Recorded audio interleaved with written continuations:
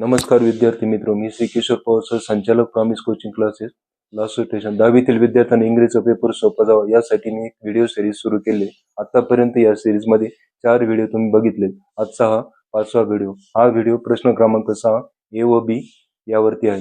ही video series पाहिल्यानंतर तुम्हाला इंग्रजीचा पेपर अतिशय सोपा जाईल, कारण यामध्ये अनेक ट्रिक्स मी तुम्हाला दिलेल्या आहेत.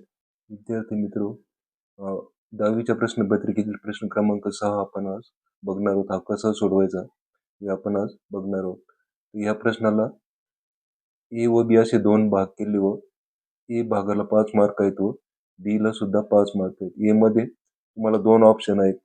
A1 आहे नॉन व्हर्बल टू व्हर्बल आणि A2 आहे व्हर्बल टू नॉन व्हर्बल. तर आपण verbal to non verbal A2 हा प्रश्न कसा सोडवायचा हे आज बघणार आहोत.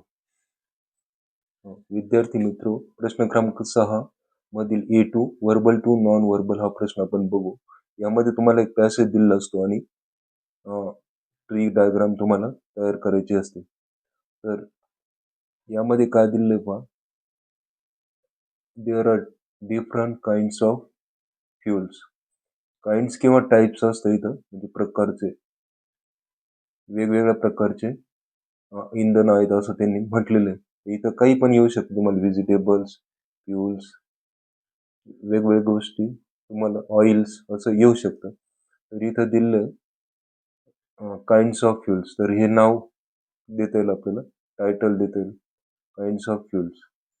त्यानंतर आपल्याला किती त्याचे पार्ट किंवा किती भाग झाले ते बघायचं, प्रकार किती आहेत ते बघायचं. इथं दिले divided solid, liquid, gases.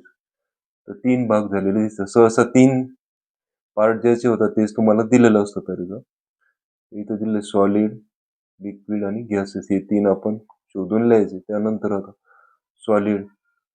Solid पासून काय बनतं किंवा काय त्याचे उपयोग आहेत हे पुढे दिलेलं असेल. मग आता बघू आपण. इथं दिलं पण solid include substances such as, इथं वूड, कोल आणि कोक. सॉलिड मध्ये हे 3 येतात, वूड, त्यानंतर कोल,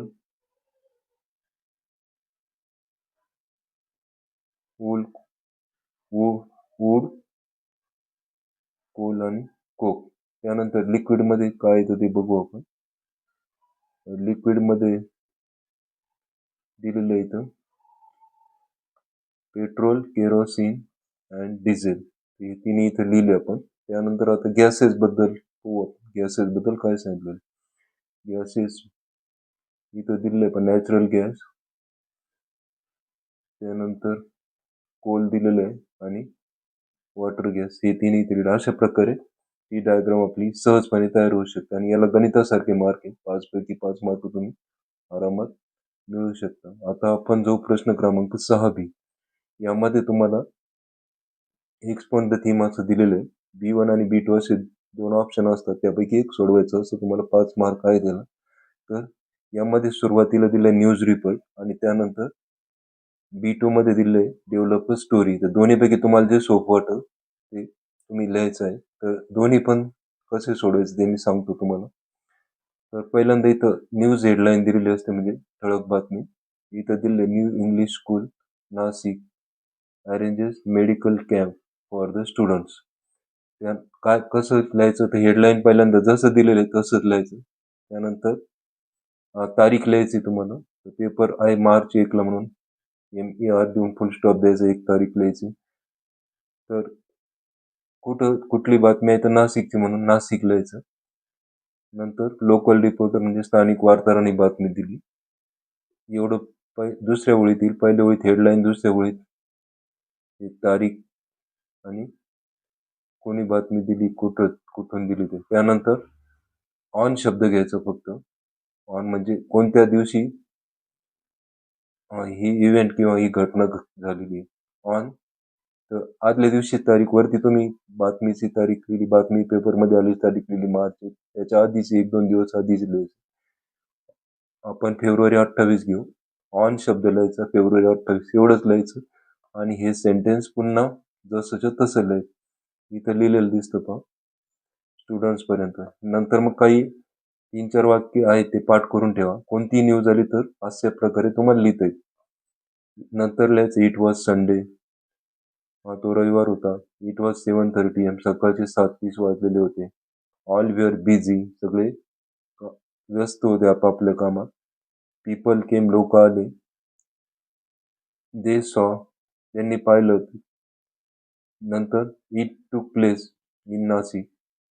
आता ही घटना कुठे झाली तर नाशिकमध्ये, म्हणून it took place in Nashik असं लिहायचं. वरती जे तुम्ही गावाचं नाव शहराचं नाव लिहिलं तेच लिहायचं. नंतर people gathered in large numbers. मोठ्या प्रमाणात लोक तिथे जमा झाले होते. इन नाशिक असं शेवटी लिहून टाकायचं. अशा प्रकारे तुम्ही न्यूज, कोणतीही न्यूज हे वाक्य वापरून लिहू शकता. अशा प्रकारे लिहू शकता. आता स्टोरी बद्दल पाहू आपण. स्टोरी किंवा न्यूज दोन्हीपैकी एक लिहायचं असतं. स्टोरीचे सुरुवातीचं सेंटेन्स तुम्हाला दिलेलं असतात. पुढची स्टोरी लिहायची असते. इथं काय दिलं? Radha and Sudha were coming back home from school as soon as they reached home. त्या जेव्हा घरी पोहोचल्या तेव्हा दे सॉ, आपण पुढे लिहायचंय they saw and injured bird. त्यांनी एक जखमी पक्षी पाहिला. आपण असं तयार केली स्टोरी. दे अप्लाइड मेडिसिन्स. त्यांनी औषधं लावली त्या पक्षाला, जखमी पक्षाला. दे गिवल्या किंवा गिवल्या गिवल्या किंवा गिवल्या. They give food and water so they help the bird. अशा रीतीने त्यांनी मदत केली पक्षाला. Parents admire. पालकांनी त्यांचं कौतुक केलं. School honoured them. शाळेने त्यांचा सन्मान केला. We should help all. आपण सगळ्यांना मदत केली पाहिजे. आणि मोरल लिहायचं, काय नैतिक धडा मिळतो, हेल्प अदर्स. अशा प्रकारे स्टोरी तुम्ही लिहू शकता. विद्यार्थी मित्रो, आजचा व्हिडिओ जर तुम्हाला आवडला असेल तर लाईक व शेअर करा व माझं channel Promise coaching Classes Kishor Pawar sir या चॅनलला सबस्क्राईब करायला विसरू नका.